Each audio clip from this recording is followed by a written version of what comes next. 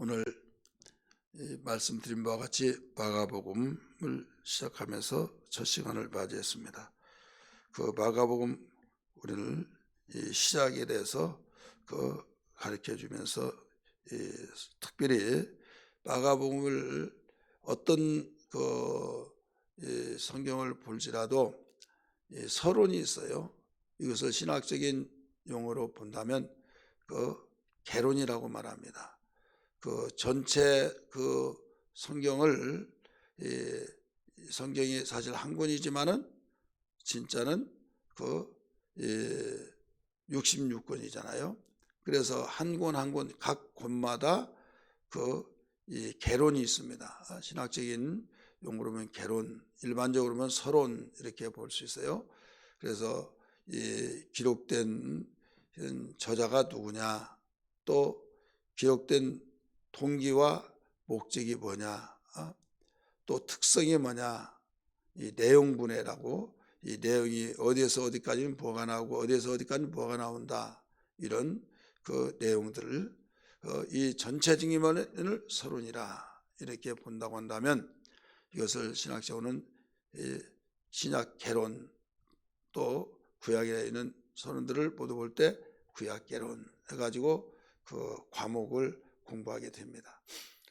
근데 우리가 공부할 때는 하나하나 다 받아서 적고 교재가 없었으니까. 근데 지금은요, 여러분이 신학을 하지 않더라도 재치 있게 보면 얼마든지 가르쳐 주시지 않더라도 성경 한 권을 통해서 다 볼 수가 있어요. 왜? 해설이 나오는 성경 보면 거기에 시작할 때 서론에 대해서 쭉 개론에 대한 이야기가 나옵니다. 이런 부분을 참고를 하시고, 특별히 이 부분을 그런 성경이 이 서론에 대한 내용이 나오지 아니한 그분들을 위해서 간단하게나마 여러분 말씀을 드린다고 한다면, 이 마가복음의 내용을 우리 비춰본다면 공관복음, 또 혹은 사복음은 마태, 마가, 누가, 요한복음까지 사복음이라고 그래요. 그 다음에 공관복음은 요한복음을 뺀 마태, 마가, 누가복음을 공관복음이라고 그래요. 왜 공관복음이라고 하느냐?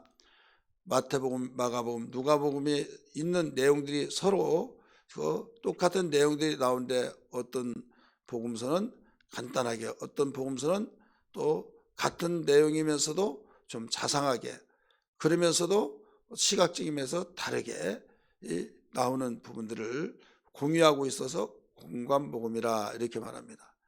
근데 요한복음만은 이 공관복음하고는 완전히 다르다, 이것이 되어지면, 근데 복음이다 해서 요한이 전한 복음에서 요한복음이라고 그래요. 그래서 복음서 그러면 마태, 마가, 누가, 요한복음까지, 공관복음 하면 마태, 마가, 누가복음까지 이렇게 봅니다. 이 사복음서에서 가장 먼저 기록된 책이 바로 마가복음입니다. 제가 신학을 공부할 때는 마가복음은 언제 기록되느냐, 45전에 기록됐다, 이렇게 배웠어요. 그런데 지금 이 신학 배우는 사람들은 70년 이전에 기록되어서 65년에서 70년 사이다, 이렇게 말을 하고 있어요. 그 이유는 다 있습니다. 여기에서 다 말할 수는 없지만은, 그래서 좀 확대시켜서 본다고 한다면 50년부터 70년 사이다. 여기로 가면 마가복음 13장에 보면 예루살렘 멸망에 대한 예언이 나오죠. 그래서 멸망될 예언이 나왔다는 것은 멸망되기 전에 기록했다, 이 말을 기준해 가지고 70년 이전이다, 이렇게 봅니다. 예루살렘이 주후 70년에 멸망을 했거든요. 그래서 멸망 이전에 기록됐다, 이렇게 보면 되겠습니다. 그러면 수신자는 누구냐? 이방인입니다. 어제 오후에 말씀을 드렸지만은 이방인이고, 왜 기록했느냐? 그 목적이 있어요.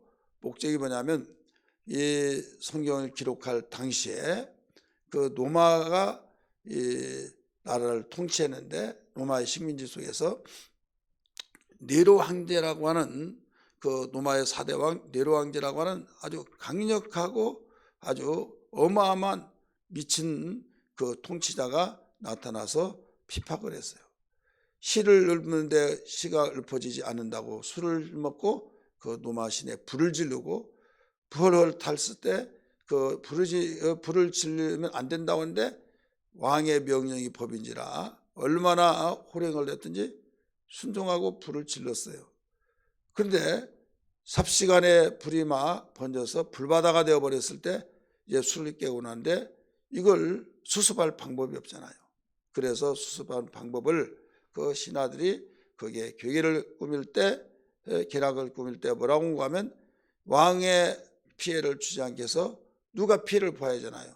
유대인들이 그랬다 이래가지고 유대인들이 핍박이 그때부터 어마하게 되어서 결국 수없는 박해가 있었죠.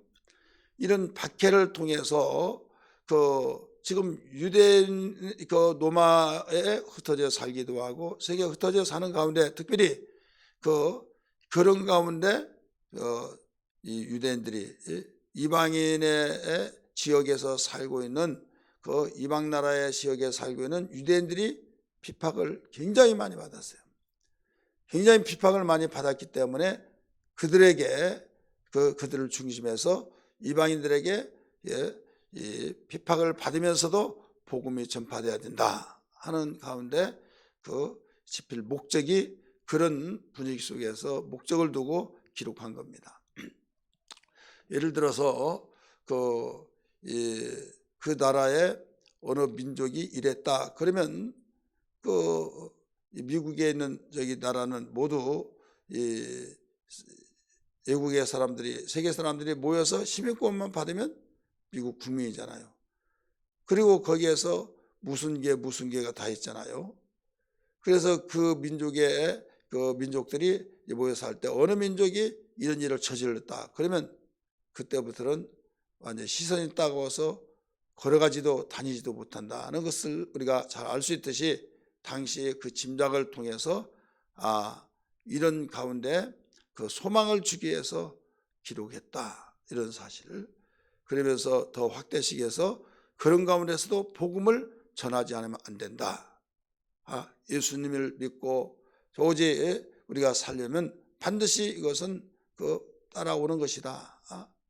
이런 가운데서 절망하지 말고 소망을 가져야 된다. 그래서 1절에서 보면 뭐가 나와요?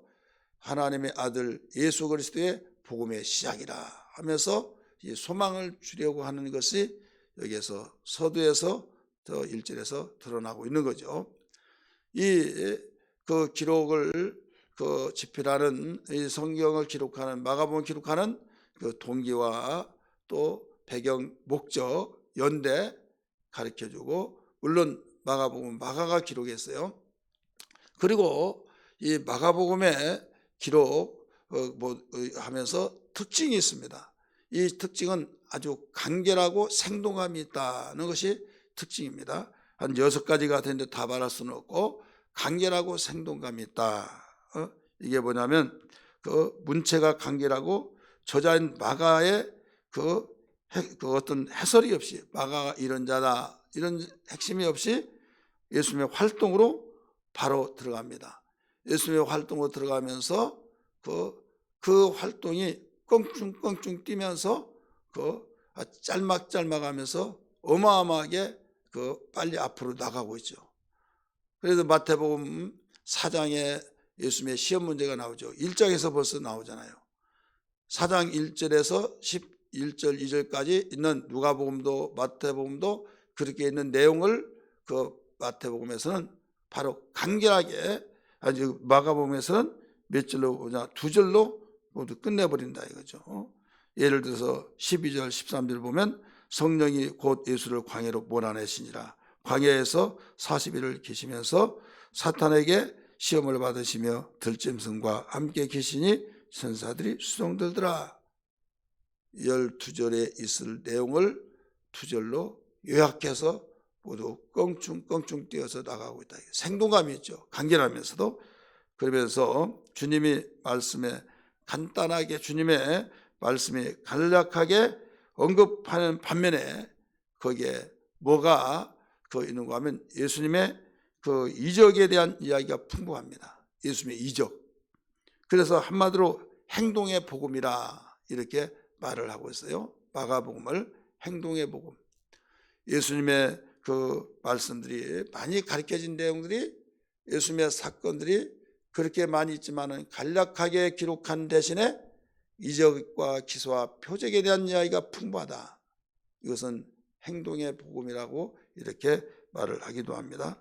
그리고 감성이 묘사되어지고 그 매우 사실적으로 말을 하고 있어요. 사실적으로 예를 들어서 예수님의 사랑, 노하심, 슬퍼하심, 또 한숨을 내심, 이런 매우 세밀하게 묘사된 것이 바로 이 특징 중에 하나로서 이 마가복음에 이렇게 많이 기록되어 있습니다. 그 다음에 이 특징이 아람어가 많이 나와요. 아람어. 예를 들어 여러분 보아너게, 예수님의 제자 중에서 보아너게라고 하는 말이 나와요. 이건 우리의 아들이라는 뜻이죠. 이것이 아람어입니다. 또 달리바꿈, 일어나라 하는 그 말 달리바꿈이 나오고, 예바다, 아바, 그 다음에 엘렐리라 박사박다니, 이런 아람어들이 많이 나오는 것이 특징 중에 또 하나입니다. 그리고 마태 누가복음에 비하면 구약의 인용이 적게 나옵니다. 또 유대의 습관과 또 유대인들에게 관계되는 내용들이 여기에서 생략이 됩니다. 왜? 이방인에게 복음을 전하기 위해서 더 나가서 유대인들에게 소망을 주기 위해서 여기에서 고난에 대한 예수님의 이야기가 많이 나오고, 또 이방인들에게 복음을 전하기 위해서는 유대인을 지금 미워하고 증오를 하고 있는데, 유대인에 대한 생활 습관과 거기에 관계된 모든 생활을 기록한다고 한다면 다 잊기도 전에 다 던져버릴 수밖에 없는 것이 상황이잖아요. 그렇기 때문에 유대인의 생활 습관, 문화, 이런 것들이 완전히 생략되면서 여기에서 기록이 되어지고 있는 것이 특징 중에 하나입니다. 그래서 예수님의 순환에 대한 것이 많이 기록되어지고, 예수님의 순환 가운데서 특별히 예수님의 순환 한 주간이 마가복음 16장까지인데 3분의 1을 차지하고 있어요. 그렇게 간단하게 기록하면서도 예수님의 순환 한 주간의 그 모든 내용이 3분의 1을 기록하고 있다. 이것은 그만큼 예수님의 순환을 많이 기록해서 너희가 그 어려움을 당하고 있는 모든 믿는 자들아, 너희들에게 소망을 가지라 하면서 예수님의 순환을 기록하고 있다는 사실을 우리는 기억하면서, 이 마가복음의 주제가 뭐냐? 마가복음의 주제는 하나님의 아들입니다. 1장 1절에서도 하나님의 아들에 대해서 시작되었죠. 그 다음에 이는 진실로 하나님의 아들이었도다 하면서 백부장이 말하는 그 내용도, 그리고 시험 받을 때도 하늘의 음성, 또 예수님 자신이 하나님의 아들이라고 말을 많이 사용했던 이런 부분들, 그래서 그 주제는 하나님의 아들이다. 일반적으로 우리는 이 주제를 뭐라고 말합니까? 이방인에게 전한 복음, 이렇게 말하죠. 근데 우리는 우리 적용하는 측면에서 하나님의 아들, 요한복음에서만 가르쳐 준 내용이지만은 이건 그런 주제를 다루고 있다, 이렇게 비춰보면 되겠어요. 그래서 이런 내용들을 비추면서 간략하게 서론을 말씀드리고, 더 자세하게 알고 싶으신 분들은 우리 성서대학 교재를 통해서 보시면 잘 알게 될 것입니다. 그리고 오늘 우리는 서론 속에서 읽었던 본문 가지고 이 복음의 시작이라고 하는 제목으로 가지고 말씀을 드리겠습니다. 이 복음은 어디에서부터 시작되느냐? 1절의 말씀 보면 하나님의 아들 예수 그리스도로부터다, 이렇게 나오죠. 우리 같이 1절 읽습니다. 시작. 하나님의 아들 예수 그리스도의 복음의 시작이라. 그래서 오늘 이 마가복음의 모든 시작이 복음으로 시작했다. 그런데 복음은 어디에서부터냐? 바로 하나님의 아들 예수 그리스도로부터다. 그래서 1번 복음은 하나님의 아들 예수 그리스도로부터다. 근데 복음의 시작은 바꿔서 말하면 예수 그리스도인데, 거기에 소개하는 사람이 있어요. 소개하는 사람이 그 복음의 시작은 예수 그리스도로부터인데 바로 이 복음의 시작은 회개로부터 시작된다. 이렇게 그 1장 읽었던 오늘 그 2절부터 8절까지 가르쳐주고 있죠. 그래서 2절 3절은 이제 침례 요한이 등장이 되죠. 침례 요한 한번 같이 볼까요? 선지자 이사야의 글에 보라 내가 내 사자를 내 앞에 보내노니 그가 네 길을 준비하리라. 광야에 외치는 자의 소리가 있고 이르되 너희는 주의 길을 준비하라. 그의 오실 길을 굳게 하라. 기록된 것과 같이 이렇게 나오죠. 그러니까 침례 요한이 나타나서 회개의 그 침례를 외칩니다. 외치는데 그냥 외치면 신빙성이 없잖아요. 여러분 금요일날 그 간증을 들었던 것 같이 이 점쟁이 무속인이 깜짝 놀란 것이 정말 자기들은 과거사를 알고 현재 일을 알고 미래까지 점쳐주지만은 그 맞는 것도 있지만은 틀린 것이 태반이라는 거잖아요. 그런데 예수님에 대해서 구약에서 수많은 몇백 가지를 그 예언해 가지고 그대로 이루어졌다고 하는 사실에 놀랬다고 하잖아요. 구약의 권위가 구약의 필요성이 그래서 필요한 거예요. 구약에서 이런 예언에 대한 것이 없고 나타났다고 한다면 그걸 믿을 수가 없는 거죠. 예를 들어서 느닷없이 예수님이 동정녀 마리아에서 성령으로 잉태됐다 그러면 그걸 어떻게 믿겠냐 이거죠. 누가 나타나서 내가 대통령이 보내서 왔다 그러면 그걸 누가 믿겠냐 이거죠. 사기꾼이 하도 많은 가운데. 그러나 미리 사신을 보내서 이 대통령이 여기 오신다. 그러지 이렇게 준비를 하라. 그렇게 해가지고 오시면 아이고 오셨습니까 하고 반드시 거기에 대해서 신뢰를 갖듯이 예수님이 오신 것이 어떻게 오시냐 처녀의 몸에서 온다 하면서 예언을 해놨잖아요. 그 사실이 이루어져서 구약의 인용을 하게 된 겁니다. 오늘 이렇게 이 회개에 대해서 외치게 된 침례 요한이 하나님의 사자로서 예수님이 오실 길을 예비하러 왔다고 하면서 예수님을 예비하러 왔기 때문에 누구를 만나게 해줘요? 만날 수 있는 길이 없는데 누구를 만나야만 그분을 만난다고 한다면 그분이 그분을 만나게 해준 길이 되는 거죠. 그래서 예수님은 주의 길을 예비한 자다. 주님께 가는 길을 예비한 자라 이렇게 2절에서 가르쳐주고 있죠. 어떤 말씀을 통해서 이사야가 예언했던 말씀을 인용해서 말씀을 가르쳐주고 있다 이거죠. 이 인용은 이사야 40장 3절의 말씀을 인용한 겁니다. 우리 한번 찾아볼까요? 40장 3절 구약성경 제가 가지고 있는 성경 1014페이지입니다. 40장 3절 시작. 외치는 자의 소리여 이르되 너희는 광야에서 여호와의 길을 예비하라. 사막에서 우리 하나님의 대로를 평탄케 하라. 광야는 길이 없어요. 광야 바로 이 산이 많이 있잖아요.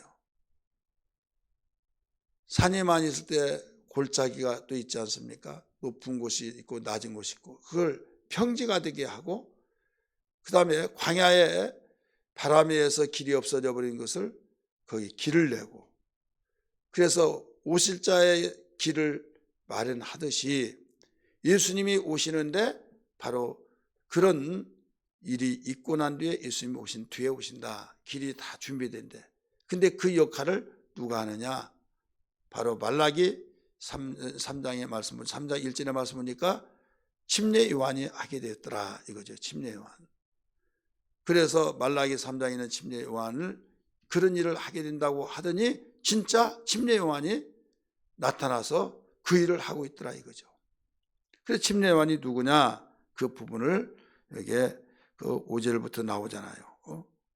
침례 요한은 그 사가랴 엘리사벳이라고 하는 부모 밑에서 나는데 그가 임신을 할 수 없는데 하나님께서 태문을 열어서 선지자로 잉태되고 선지자로 살다가 선지자로 죽었어요. 그래서 광야에서 가죽 옷을 입고 낙타털 옷을 입고 메뚜기와 석충을 먹으면서 유대와 또 이 베들레헴, 예루살렘 이런 곳에서 복음을 외치고 있었어요. 회개하라 천국이 가까우느니라 하면서, 그리고 이 독사의 자식들아 우리 마태복음 이 선지서에 보면 마태복음서에 보면 그렇게 나오잖아요. 그런 가운데 이 침례요한이 나타났던 것을 다른 복음서에서 간략하게 다뤘지만은 여기에서는 침례요한에 대해서 자상하게 가르쳐 놓고 있잖아요. 그러면서 이 침례요한이 주님의 오실 길을 예비하였다 하는 말씀을 이룬 것을 여기에서 볼 수가 있어요. 그러면서 이 8절에 보세요. 나는 너희에게 물로 침례를 베풀었거니와 그는 너희에게 성령으로 침례를 베푸시리라. 자, 복음의 시작은 뭐냐? 아들 예수로부터, 예수 그리스도로 시작된다. 구체적으로 볼 때 뭘로 이루어지냐? 회개로부터 시작된다 이거예요. 회개. 그래서 회개 침례라 이렇게 나와요. 4절 보세요. 침례 요한이 광야에 이르러 죄 사함을 받게 하는 뭐라고 그랬어요? 회개의 침례를 전파하니. 그래서 복음의 시작은 예수 그리스도로부터 시작된데 예수를 만나게 해주잖아요. 그러면서 길을 예비해 주잖아요. 길. 그러면서 이 회개하라 천국이 가까웠느니라 하는 말을 마태복음에서는 요한도 그 말을 했고 예수님도 똑같이 말씀하셨어요. 예수님도 마태복음 4장 17절 보면 회개하라 천국이 가까웠느니라. 비로소 예수님의 공생애가 시작된 것을 선포하고 있죠. 그렇다면 복음은 예수 그리스도의 시작인데 예수 그리스도의 그 시작에 대한 복음의 시작이 곧 회개를 통해서 복음 안에 들어오면 시작이다. 출발이다 이거죠. 출발이 없는 것은 진행도 없고 끝도 없어요. 그래서 우리는 복음 안에 산다면, 살기를 원한다면 회개부터 시작돼야 된다고 알아야 될 줄 믿습니다. 회개가 없는 우리는 회개가 없이 주님을 만날 수가 없다 이거죠. 복음의 깊은 소식을 만날 수가 없다. 그래서 어떤 일이 있더라도 우리는 회개의 삶이 되어야 된다는 것을 기억하면서 기도하는 아침 되기를 주의 이름으로 축원합니다.